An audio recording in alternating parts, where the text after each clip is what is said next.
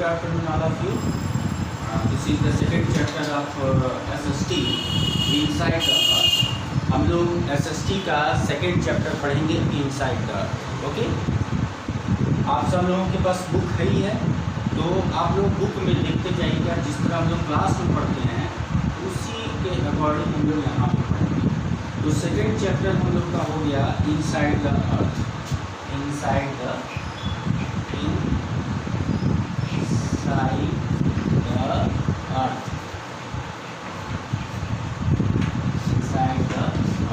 Okay, कि earth के अंदर में क्या है. तो इसमें फर्स्ट कैप्शन है inside the earth is a unique and dynamic planet. Some changes are undergoing constantly inside and outside the earth. Okay, आपकी बुक का पैरा फर्स्ट पैरा जो है उसमें देखिए, आप लोग साथ साथ चलिए, एकदम क्लास के थ्रू हम लोग पढ़ेंगे. The earth is a unique and dynamic planet. Earth जो है वो एक यूनिक और डायनामिक प्लैनेट है. Some changes are undergoing constantly inside and outside the earth. और कुछ चेंजेस जो हैं वो इसके इनसाइड मतलब अंदर में और आउटसाइड मतलब बाहर में होते रहते हैं. To understand these changes the study of internal structure of the earth is necessary. और इन चेंजेस को समझने के लिए हम लोग के इसके इंटरनल स्ट्रक्चर को पढ़ना बहुत ज़रूरी है. तो ये फर्स्ट पैराग्राफ था. इस फर्स्ट पैराग्राफ को आप यहाँ से देखिए, ये है first paragraph. The earth is a unique and dynamic planet. Some changes are undergoing constantly inside and outside the earth. To understand these changes, the study of internal structure of the earth is necessary. मतलब कि earth के बारे में जानने के लिए हम लोग को ये सपोज दैट हम लोग की अर्थ है, तो अर्थ के अंदर ये हो गया इनसाइड और ये हो गया आउटसाइड. ओके, तो इनसाइड और आउटसाइड दोनों का हम लोग को नॉलेज होना चाहिए.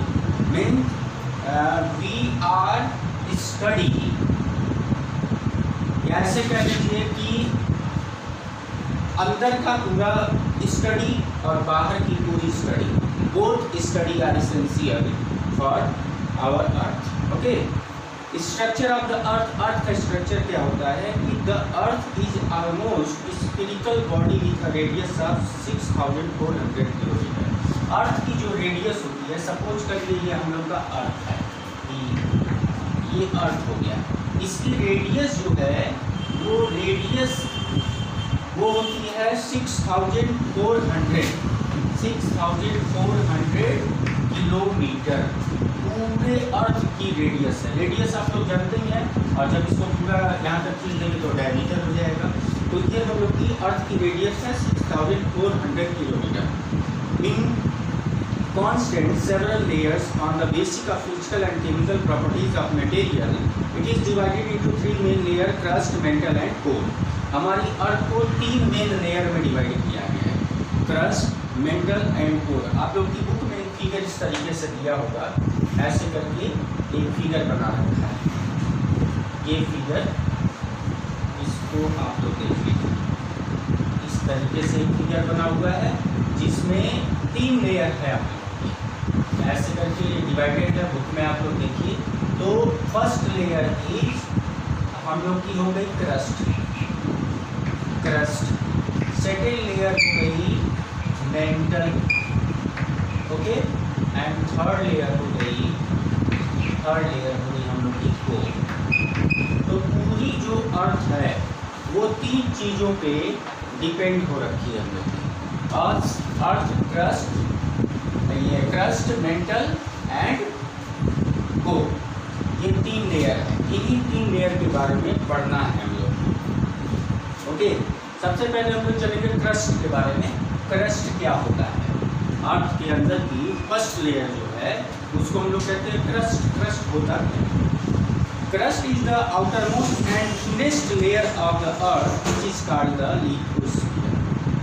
आउटर मोस्ट लेयर मतलब कि सबसे बाहर की जो लेयर होती है, आउटर मोस्ट लेयर, उसको हम लोग बोलते हैं क्रस्ट. ओके, और इसका दूसरा नाम भी है लिथोस्फीयर, जिसको हम लोग कहते हैं, हम एक चैप्टर में आपको पढ़ाया गया था कि लैंड से जो स्फीयर बनता है उसको लिथोस्फीयर कहते हैं। तो लिथोस्फीयर जो है वो कहलाता है ये क्रस्ट, ठीक है। लिथोस्फीयर क्रस्ट कहलाता है, मतलब कि हमारे अर्थ की आउटर मोस्ट लेयर, सबसे बाहर की लेयर जो है वो लिथोस्फीयर कहलाती है। There are two types of crust of the earth.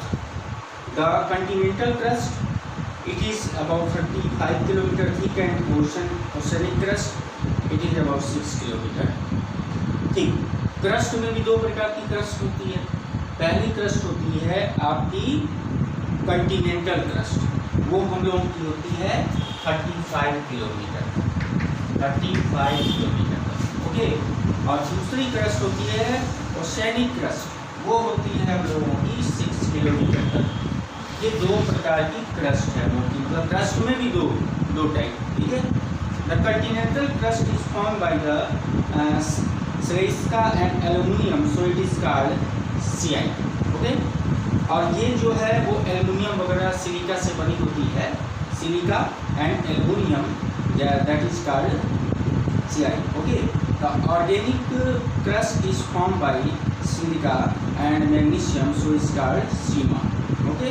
और जो क्रस्ट सिलिका और मैग्नीशियम से बनती है उसको हम लोग क्या बोलते हैं, सीमा बोलते हैं। The oceanic crust is denser then the continental crust. The average density of the crust is about 3.0 ग्राम पर सेंटीमीटर क्यूब। हम लोग की जो डेंसिटी है क्रस्ट की वो 3.5 ग्राम सेंटीमीटर क्यूब, ये डेंसिटी हम लोग की क्रस्ट की, ओके। अब हम लोग चलते हैं सेकेंड पे, mental. The second layer of the earth that lies below the crust is called. Crust के ठीक नीचे, सपोज करिए कि अगर ये क्रस्ट है, इसके ठीक नीचे की लेयर जो है वो मेंटल कहलाती है, ठीक है, मेंटल कहलाती है, ठीक। It is 2,900 kilometer thick. It is made up of dense and heavy materials such as magnesium, iron and silica. और इसका जो डेंसिटी होता है 2,900 किलोमीटर तक होता है। और ये मैग्नीशियम से बनी होती है, सिलिका से बनी होती है, ठीक है, आयरन से बनी होती है। It consist of two layer, the upper mantle and lower mantle. अब इसमें भी दो लेयर होती है, अपर मेंटल होती है और लोअर मेंटल होती है, ठीक है। The average temperature of the upper mantle is 890 centigrade and the rocks are the semi solid state in this region. The average temperature of the lower mantle is 2400 centigrade and it is in a solid state. Magma is form in this layer, ठीक है। अब ये बड़ा important चीज़ है। पहला चीज़ तो क्या कि अपर मेंटल का जो टेम्परेचर होता है वो 890 सेंटीग्रेड होता है, और जो लोअर मेंटल होती है उसका टेम्परेचर 2400 सेंटीग्रेड होता है, ठीक है। And it is in solid state, ये सॉलिड स्टेट में होता है। सॉलिड स्टेट आप लोग जानते हैं, सॉलिड स्टेट गैस साइंस में पढ़े हुए हैं। Magma is form in this layer, और इसी लेयर में मैग्मा होता है। The average density ranges between 3.5 gram per centimeter cube to 5.5 gram per centimeter cube, इसकी डेंसिटी है, ओके। कोर क्या होता है? Outer most layer of the earth is called core. सबसे आउटर मोस्ट लेयर जो होगा, sorry, the inner most layer of the earth is called core. सबसे अंदर का लेयर, अर्थ के एकदम अंदर, ठीक है, उसको हम लोग कहते हैं कोर। जैसे ये हम लोगों की अर्थ है, तो ये अंदर का लेयर, इसको हम लोग बोलते हैं कोर। ये कोर इनर मोस्ट लेयर, सबसे अंदर की लेयर जो है वो कोर कहलाती है, ठीक है। इसकी थिकनेस जो है 3500 किलोमीटर तक होती है। There are two layer of the core, the outer core and the inner core. अब इस लेयर में भी दो प्रकार की लेयर होती है, आउटर कोर और इनर कोर। तो आउटर कोर में क्या होता है, लिक्विड फॉर्म में रहती है, और इनर कोर जो है वो अपनी सॉलिड फॉर्म में रहती है। The temperature of the outer core is 2200 centigrade and that of the inner core is 5000 centigrade. इतना ये चीज़ क्लियर हो चुका है सबको। This layer is made up of heavy metal such as nickel and iron. और इसमें क्या होता है, इस कोर में निकिल और आयरन होता है। निकिल हो गया और आयरन, ठीक है, ये दो चीजें इसमें होती हैं। Okay, sorry, nickel and iron, ये Fe। ओके, निकिल और आयरन दो चीजें होती हैं। Therefore it is called Ni, Ni for nickel and Fe for iron। इसको हम लोग नीफी बोलते हैं, NiFe, नीफी। मतलब ये हो गया Ni से हो गया निकिल और Fe से हो गया iron. Clear? The average density of ranges 5.0 to 13.1। इसका डेंसिटी जो होता है वो 5.0 ग्राम पर सेंटीमीटर क्यूब से 13 ग्राम पर सेंटीमीटर क्यूब होता है इसका। इतनी चीज़ क्लियर हो चुकी है आप लोगों को। The temperature of the core is extremely high, so material inside it is molten property magma. और इसके अंदर का टेम्परेचर इतना हाई होता है कि इसके अंदर जो भी मटेरियल होते हैं वो पिघल जाते हैं और मैग्मा के फॉर्म में आ जाते हैं। ठीक है, this red molten magma comes out from the interior of the through the volcanoes as लावा।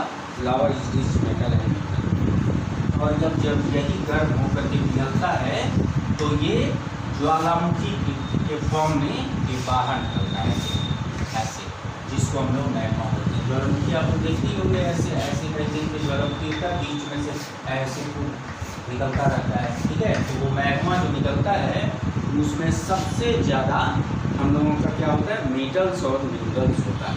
ठीक है, अब हम लोग कल इसके आगे पढ़ेंगे रॉक्स एंड मिनरल्स।